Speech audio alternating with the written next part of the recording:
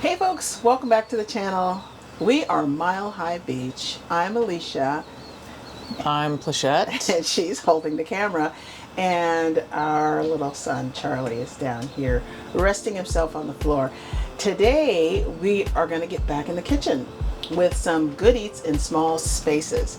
And so what I'm going to be preparing this evening is some quinoa patties. So if you're familiar with that, we're going to be putting those together, or at least if you're familiar with quinoa, and we're also going to make a spicy coleslaw. And so this is a great way to use leftovers. And so let's kind of walk through what we have here so that we can dive right in. Here we've got some breadcrumbs, and that's a whole cup of breadcrumbs. This is a nice little Pampered Chef thing that's a cup. I probably won't be using all of those, but you just never know if you need that. We've got some garlic here, some minced garlic. We are going to be using that. I've got some... Smell that garlic. Yeah, you can smell that garlic, and you can smell those onions.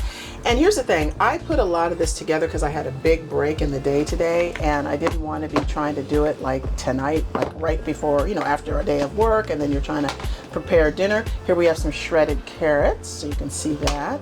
I'm going to use the shredded carrots in here in the quinoa patties as well as in our coleslaw. We also have one of my favorite seasonings. I have lots of favorite seasonings, but this is a really great one by Trader Joe's. This is the multi-purpose umami seasoning blend. Very delicious. It's got some red pepper flakes in it, which is very nice. And just because we like a little heat, I'm gonna put a few more of those in. Now this quinoa, I don't know exactly how much this is, and if you know anything about the way I cook, I'm not really a recipe person. I like to get inspiration from a recipe and then kind of use whatever I have to put it together. So this quinoa I made a day or so ago, and just so that you know the ingredients that I just used regular organic quinoa. I always use a bouillon cube to give it a bit more flavor. And now what I'm doing, and I'll take this out of the freezer if I can find a package of it. This is frozen organic shiitake mushrooms. I almost always put a vegetable into our quinoa anymore, so I don't just make just the quinoa. I always put a vegetable in. So whether it's mushrooms, whether it's artichokes, doesn't matter. I always put a vegetable in there. So we're going to take this quinoa and we're going to make our fabulous quinoa patties. So you're just going to pat them out, really, you know, after you put them together. But we've got our quinoa. We're going to put this down in here. And like I said, I don't have any idea how much that is. I think the recipe that I'm taking my inspiration from was looking for 2 cups and 2/3. Yeah, that's roughly that. All right. And so we're going to dump all this garlic in here because we love garlic and onion in this house. So we're going to put this garlic down in here. So that's that. We're just going to give it a little stir here. Now I've already seasoned this quinoa, like I said, with a bouillon cube. So I'm just going to be really careful about adding any additional seasoning. Onion always. So we got to put some onion down in there. Not all of it, but we'll put that onion down in there. Again, give it a good stir. And then we're going to put this carrot, not all of the carrot, because we need some of it for our spicy coleslaw. So we're going to put, oh gee, that's kind of a lot, isn't it? Oops. Whoops. All right, well, that'll be good for our coleslaw. Now you can see how this is coming together here. We've got some nice color to that. And we've got my little cutting board here. So now we're going to add some egg to this, but I don't want to just put it in here. I want to crack the egg and then mix it up and then see how we go with this. Now, in the recipe that I'm taking inspiration from, they are using 4 eggs. That felt like a lot to me. So I pulled out 3. Maybe I will need 4. I don't know. This is kind of looking like maybe it will need 4. Who knows? But yeah, I did my mise en place earlier today so that I wasn't having to do all that now, and it wasn't necessarily about the video and kind of having you guys sit through all that. It was just really about time for today. So I'm scrambling up this egg, and I'm just gonna put it in here. So I've never made these before, so this is gonna be fun. Oh, this is gonna be fun! And whenever you're trying to pull anything like this together, you definitely want something to bind it together. So to me, this 3 eggs is looking like it's gonna work out just fine. And then we're gonna put our breadcrumb in here. Again, another binder. So since this is a gluten-free home, those are gluten-free nut-thin crackers, and I just put them in my little mini food processor. I'll show a photo of that here. Actually, this feels like it's too much egg. Let's see, I knew 4 eggs was too much. Did you put 4 in or 3? I put 3 Oh, in, but okay. I just... So now you know, yeah. Yeah, I know 3. 3, yeah. 4 would have been way too much. Yeah, now this is close to 2 cups and 2/3 because that container here I know can fit I think 3 cups in it. So that was close to it. But see, this consistency is looking good here. So when, you know, if it's too wet, you're just going to add a little bit more breadcrumb. And again, this is a gluten-free. And we'll talk about how this is a sugar-free home too as well. Now, is it that we never have sugar? No, we pick our sugar and we don't want it, what is it? We don't want to be microdosed with sugar. So we're going to talk about a way to make a really nice coleslaw. And you know, coleslaw has a sweet flavor to it without using sugar. Okay, so that consistency looks great. 3 eggs and the breadcrumbs. We didn't use all the breadcrumbs. We are going to use a little bit of acid here with our lime just to give it a little bit of brightness. So we're going to squeeze that in there. Get our lime down in there. Very good. And then we're going to mix it up some more. All right, now a little bit of red pepper flake, because like I said, we like heat. My wife likes more heat than I do. I can't take Fire it up. Yeah, she'd be like, fire it Put up. some jalapenos in there. And I'd be like, yeah, I can't even eat it. Yeah, so, okay, so that actually, it's looking like it's gonna hold together. What you want is you want your patties to be able to hold together. So now what I'm gonna do is just take a piece of foil. You can hear our campground neighbors there having a good time. We're gonna take just a piece of foil, put it over the cutting board here, and then I'm just gonna pat out these patties. And then what we're going to do is we're going to let them sit for a bit, kind of get married together with all the flavors. I didn't put any of this in there. Well, let's put a little bit of that in there. You can see how I measure. Goodness. All right, so we have a little bit of that in there. Umami seasoning, always delicious. Now this seasoning, it does have kosher salt as the first ingredient, so again, you want to be careful with using that. It's a really good seasoning though, so if you're trying to just really, jazz up the flavor of something, that's a good one. All right, so in the recipe, again, that I took inspiration from, it was saying that the patties were going to be about 2 inches. You know, my fingers are pretty long, so that's actually a little bigger than a 2-inch patty, but that's close. So this is kind of the size we're going for. We don't want to overwork it, and we do want it to stick together. Now the recipe also said that if it was a little too dry, you could add a little water to it. So, you know, the quinoa, if it starts falling apart, you can, like if you don't want to add a whole other egg, like that 4th egg, you know, you can always add a little bit of water to wet it back up again. Now this feels like it's holding together. And like I said, I'm gonna pat these out. Ouch. I'm gonna pat these out and then we'll let them sit for a bit and then we will put our coleslaw together. And then after we put our coleslaw together, then we're going to fry these up. And we're just gonna fry these up in a little pan, just a little shallow pan with a little bit of avocado oil. And we're using avocado oil because it has a high heat tolerance, temperature, or whatever you want to call it. So technical, the terms here for chefery. Okay, so, keep patting these out. So we're looking pretty good. You've got the shiitake mushroom in here, you've got the onion, you've got the garlic, and all the nice flavors.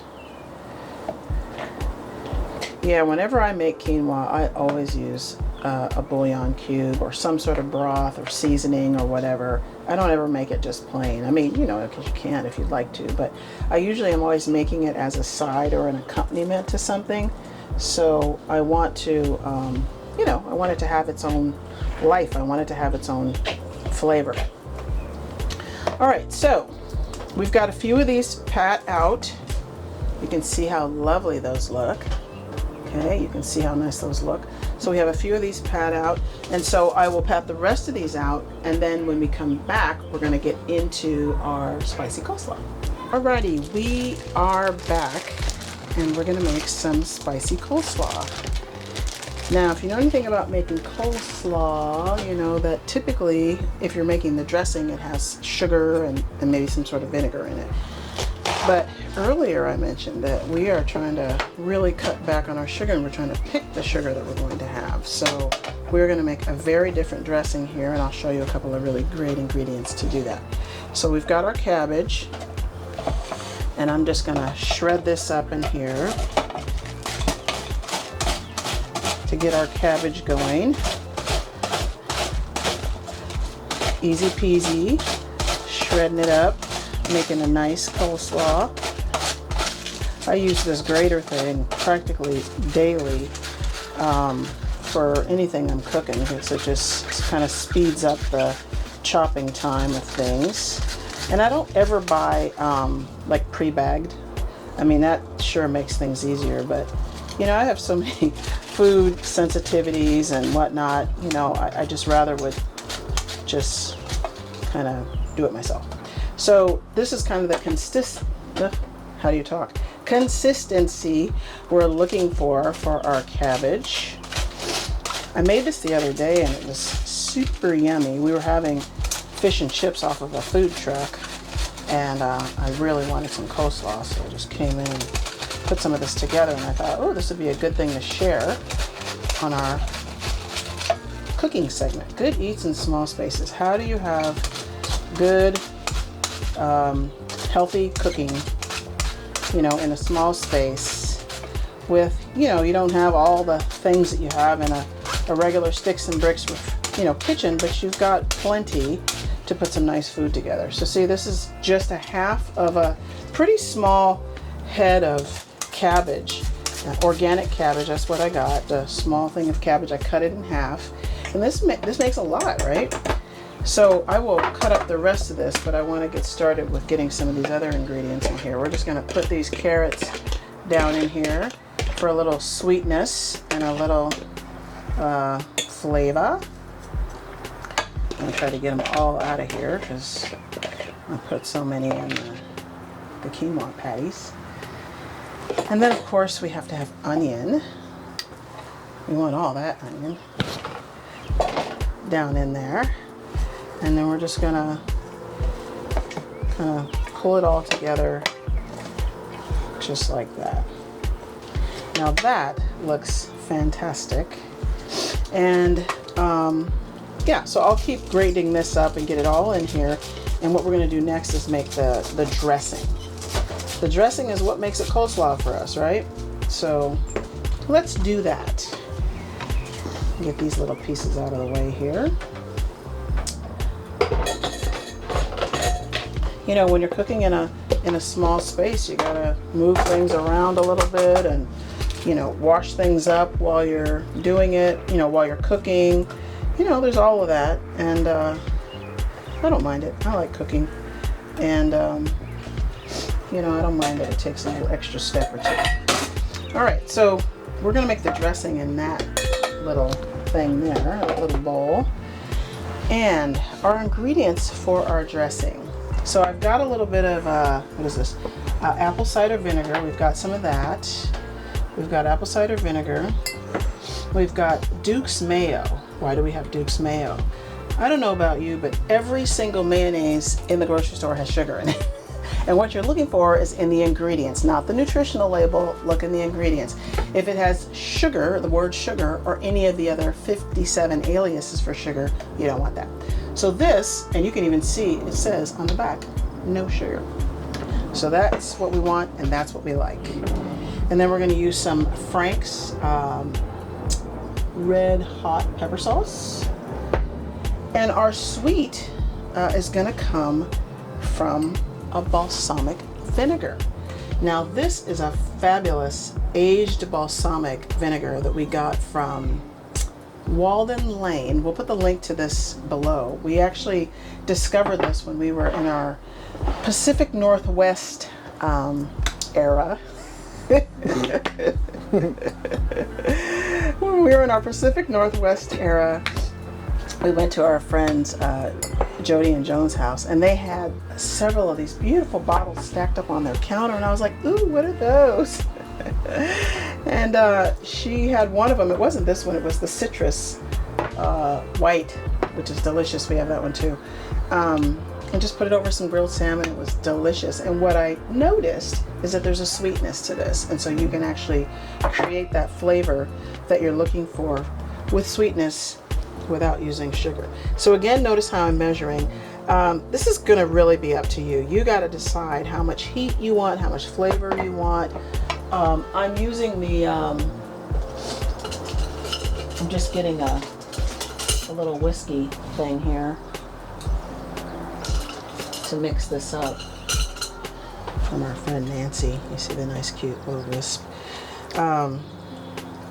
So we're just going to mix this up and make a dressing to put over that coleslaw. Now that's not going to look like it's enough, but we're going to keep adding stuff in here. So all of this is going to be to taste, right?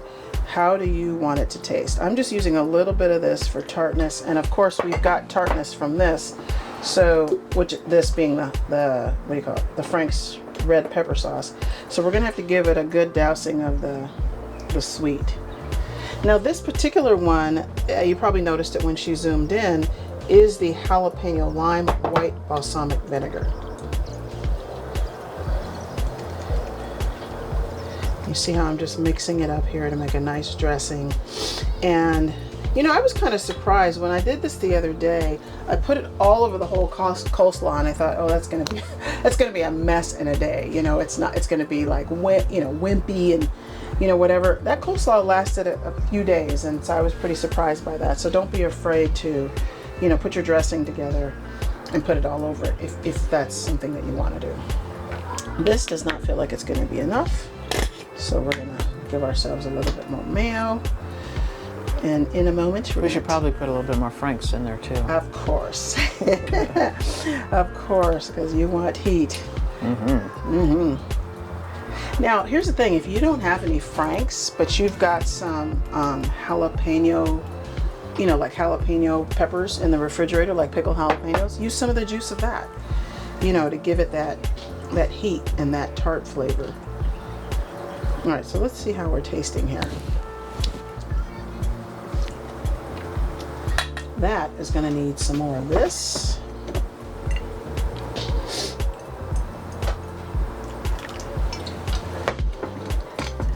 And it's going to need some more of this. Again, all of this is to taste, whatever your taste buds say you need. But, what you're trying to get after is a spicy kind of a dressing. I'll put the ingredients for these below. And again, you'll have to figure out what makes the most sense for you, because it depends on how much cabbage you're using and what you're trying to achieve there. So when I tasted it just now, what I tasted, that is getting there, was more mayo. I don't want to taste that. And neither does my wife. What I want is a kind of a creamy, spicy with our red hot sauce, and giving it a little tartness with our apple cider vinegar. Now I just put some of this mushroom seasoning in just to give it a little bit of, body, a little depth. You know, you could take it too far with the tartness. You know, unless you really like tartness, you can take it a little too far, but if you want to bring it back some, put a little bit more mayo in there. Now this consistency is fine. You can see it's kind of a loose consistency. You kind of want it like a salad dressing. You know, that's kind of what you're going for here, is a bit of a salad dressing.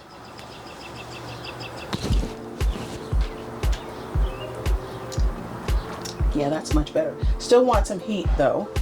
So we're gonna put, oops, we're gonna put a little bit more heat in here.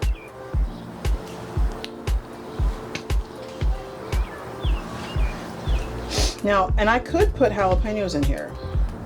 And you probably should. Now, when we did that one, the Aaron McCargo Jr., remember that one? Yeah. Did we put jalapenos in it? I feel like we did. She says that because she puts jalapenos on everything.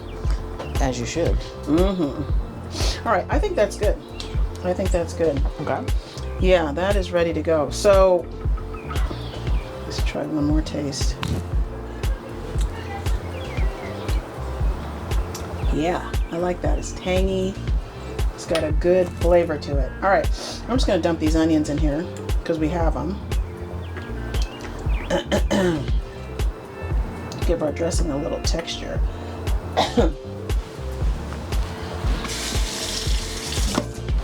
All right, that is yummy.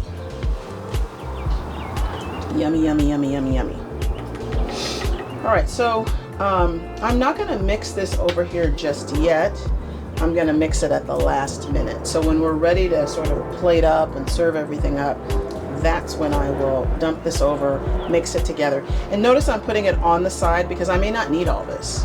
All right, I may not need it all, and you don't want this swimming in the dressing, so you want to just give that a break. So when we come back, we're going to be frying our quinoa patties. Alrighty, we are back and we are frying. So if you can see here in the pan, we've got a few of these that are down in the pan and they're cooking up nicely. They smell fabulous. Smell absolutely fabulous. You know, if you're in a small space and you don't have a whole lot of room, you need like 1 or 2, maybe 3 good frying pans. I have 2 good frying pans. This is a Scan pan, and actually the tip for this I got from Irene Iron Fitness. She was using a Scan pan. It conducts heat very well, cleans up easy, non-stick, really a good pan. I'll put a link to it below, and I've got a big one and a small one, and it just does the job. It does the job, cooks evenly, you know, when things are level, it cooks evenly. But these are frying up and they smell wonderful, and we're going to give them a little, I've got the heat on medium too, by the way. I'm trying to center it on the eye there so we can get a little bit more even heat. And then I'm going to just take them off and then put them on this paper towel.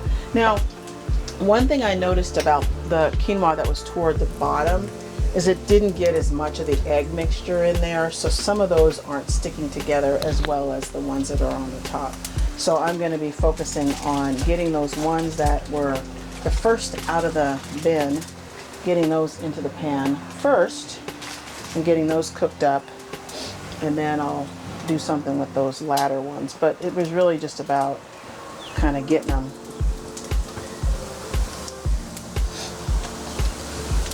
And what you're looking for with this is just a crispy, you know, a crispy side at the bottom here. So I don't know if I should be turning this quite yet.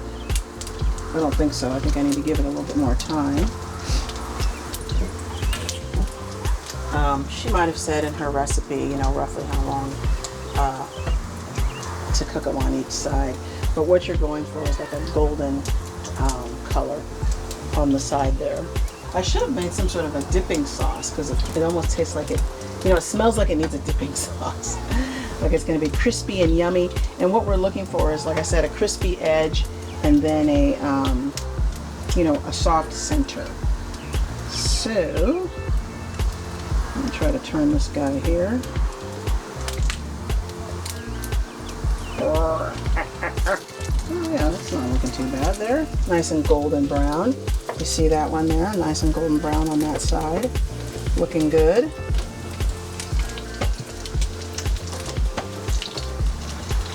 Yeah, I could probably let these sit a little bit longer on this side before I flip them over. So I'll let them cook a little bit longer. Because you want that golden brown to be a little darker than what we're seeing right here.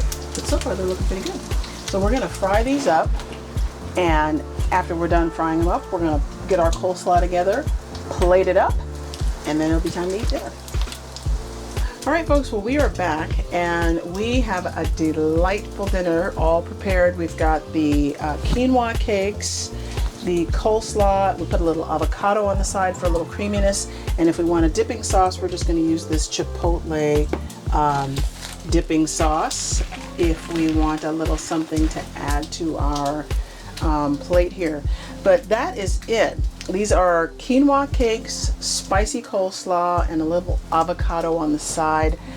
Thanks for hanging in here with me and with us. There's still some cooking back here, so I'll finish those up, but I'll put the links below to the ingredients. I'll put the links below to my rough measurements. And if you make something like this, or if you have a quinoa cake that you've made that you really like, would love to see that recipe and would love to see what you've done with it. There's so many things you can do with this. If you just have the quinoa, you can do all kinds of things. Feta cheese and sun-dried tomatoes, you know, for kind of a Greek spin to it, or, you know, whatever you want. The sky's the limit. So thank you for hanging in here to Good Eats in Small Spaces, and we will see you at the next stop or in the kitchen or something. I don't know. Oh, and thanks for the compliments about my glasses. You know, these are those pear glasses. The RVers dream. You don't have to have 100 pair of glasses. You just have all the toppers. Oh, so like, subscribe, share, and I think that's it. Yep, I think so. I think that's it. See you next time, folks. All right, bye-bye.